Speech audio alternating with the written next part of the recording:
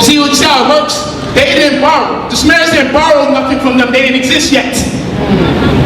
So I just hope y'all are paying attention. But the point being is this deity's name was Hawa. And remember, Eve's name is Hawa. And she's also known as Ninti, or ruler of life, or ruler of the rib. T didn't always mean life and rib, according to Sumerian doctrine. When she performed a surgery on a deity named Enki, who said his side hurts, she became known as the ruler of the rib. So thus T also took on a second definition as a homophone, meaning life or rib. Go to the next one. And no one creates anything without Mother Ninti being present. So we're going to read Sumerian mythology, a study of the 3rd millennium BC, revised and edition by Samuel Noah Kramer. Ninhursag, my brother, what hurts thee? Enki, my side hurts. You hear side? Because in Hebrew, the word Selah means rib or side.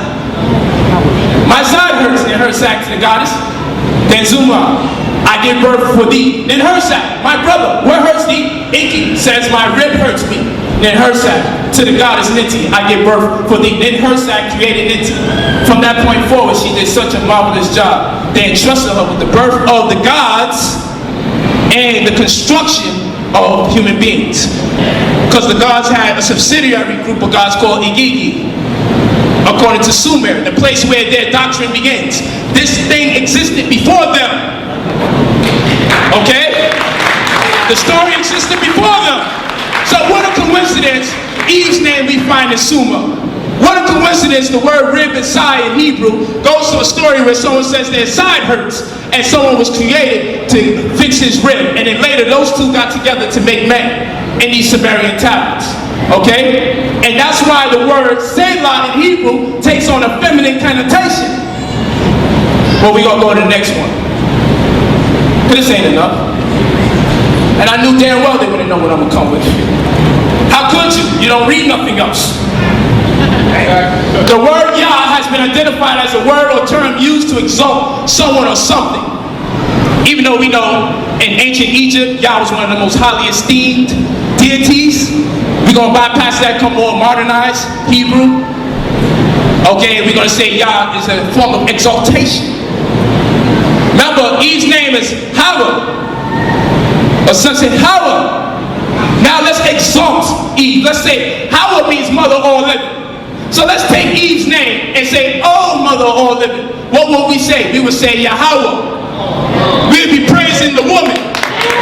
So if you want to praise the woman, don't praise the woman indirectly, my man. Praise her directly. I'll go on her face and say, you are God. I'll bow down before my wife. I have no problem. She's great. The black woman is great. The black woman is God. If you're going to praise her and worship her, don't do it like they do in the Vatican.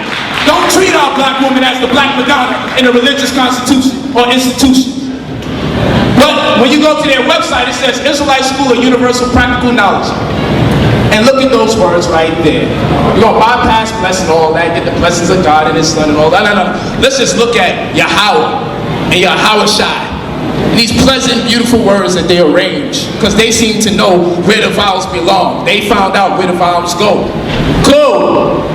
But you see in Yahweh right there, you worshiping the woman. Notice they cannot execute a blessing without confiding in the Great Mother. And here's an Amarna tablet. Take note that the 3rd and 4th line have the symbol for T, meaning life in this context. Just showing you. So if you type in Amarna tablet, you'll see the script come up and you'll understand that I'm not messing with your mind. Let's go to the next one. So again, the black woman is God again. Over and over. Now we're going to go to Raphael Patai, ethnographer and anthropologist. Hebrew goddess by Raphael Patai. It appears that the 370 years during which the Solomonic Temple stood in Jerusalem, for no less than 236 years, or almost 2/3 of the time, the statue of Asherah was present in the temple.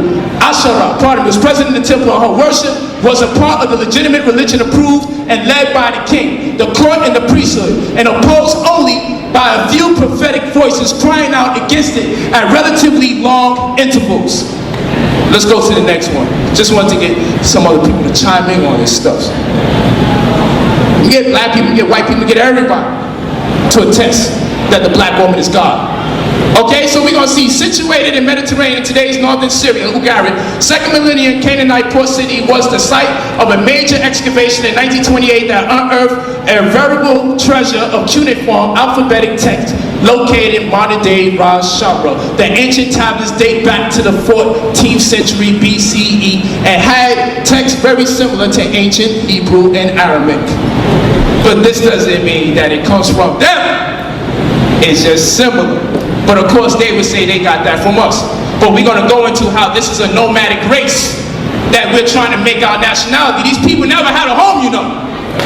These so-called Hebrews never had a place to stay. They got so sophisticated, they start calling them just tabernacles. Movable habitations. They're moving their house all over the place. No man. These were the trailer park tracks of society back in the day. They were nomads. And they come from Iraq initially. And what is an Arab? What's the word for car out of it? Arabia. Again, moving around all the time. When they saw Abraham cross over Chaldea, what did they say? Crossover. Crossover Negroes. Let's go to the next one. I'm a key teacher. I'm with it. So we're going to go to Jeremiah chapter 44, verse 25. The Bible has 40 references for Asherah, female goddess, until they started moving her out the way. Because your God actually had a wife. And he dealt with the physical things. And she dealt with the incorporeal. He dealt with the objective and she dealt with the subjective. And you are handicapped if you don't deal with both principles. You don't use one to oppress the other. Jeremiah 44:25. Thus says the Lord of hosts, the God of Israel, saying, you and your wives have spoken with your mouths and fulfilled with your hands, saying, we will surely keep our vows that we have made to burn incense to the Queen of Heaven. Have you ever heard anyone tell you about the Queen of Heaven? Anybody that teaches you about the Bible, have they ever told you about a Queen of Heaven? Isn't this God's house? Didn't they say God is a man? How can God be considered a queen in heaven if he's a man? Yeah. Just in case you think I made up the word queen, the Hebrew word is Malcolm, and you'll see it here, H4446. Hebrew Concordance, look it up. It's not a play on words. It's not part of my imagination. It's not allegory. It's not symbolism. It's not a parable. The black woman is God. Black woman is God. Let's go to the next one. There you go. Let's go to the next one, baby. A little something breaking here. Look at it, breastfeeding. The word Shaddai is used in the Bible for God. When they talk about calling the Lord, they call him El Shaddai. Right. Shaddai means Almighty, but that's a poor translation.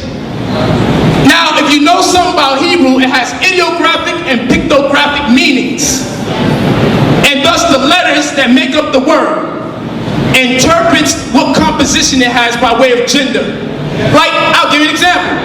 In ancient Egypt, if you had a T at the end of the word in ancient Egypt, it denoted some kind of femininity, like Ma'at, Renentet, Sishat, Mabdet, Anuket, Amunet.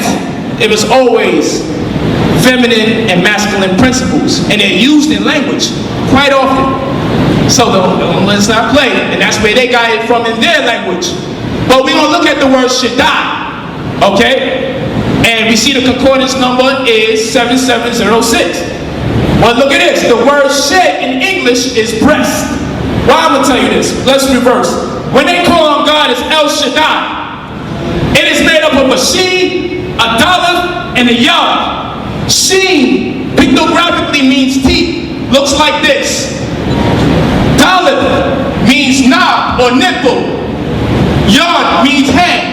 So you got a word that is made up of teeth, nipple, and hand. When have you seen those three together?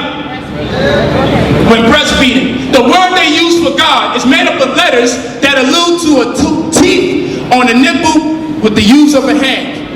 But you might be saying, polite, you just playing with the letters, yo. So I'm gonna ask you, if God's name is Shaddai in the Bible, what's the word for breast? Shed.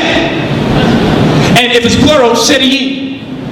So just by coincidence, not only are the letters alluding to the fact that God is a female, because God has breasts. The very word breast is inside the word God. I'm not stretching or reaching. Why? Because you get something in your breast milk that only your mother can give you. So when we start confiding in our Creator, the great mother, the Queen of Heaven, she can only give her children something that no one else can give her. I'm gonna convert y'all niggas in here. All who was left that didn't attest to the black woman being God, you're gonna be converted today. And you're gonna have questions for them and ask them, why didn't they teach you about the Queen of Heaven? Why didn't they teach you about Asherah? Why did you steal Eve's legacy as Hawa and misrepresent her when we know it's Sumeria? She's Ninhawa. Why did you tell me that the rib came out of man when we see in Sumer the same geographical location you said your story comes from, but people existed before you there? We see that the word rib inside in Hebrew, Selah, comes from the story of a person whose side was hurting and they needed rib surgery. They have to answer these questions. They have to answer these questions. Make them answer. Don't let them come up here and do a dissertation on polite. Or teach whatever they want to teach when they get up here. Right. We don't give a hell about feed the family, feed the food. We can join Red Cross if we want to join somebody that's giving food to the people. That wouldn't make Red Cross religious incentives accurate. If you're feeding the black community, keep feeding them. I support you on that. But it don't make your doctrine right. You're not going to get sympathy from me trying to oppress our women.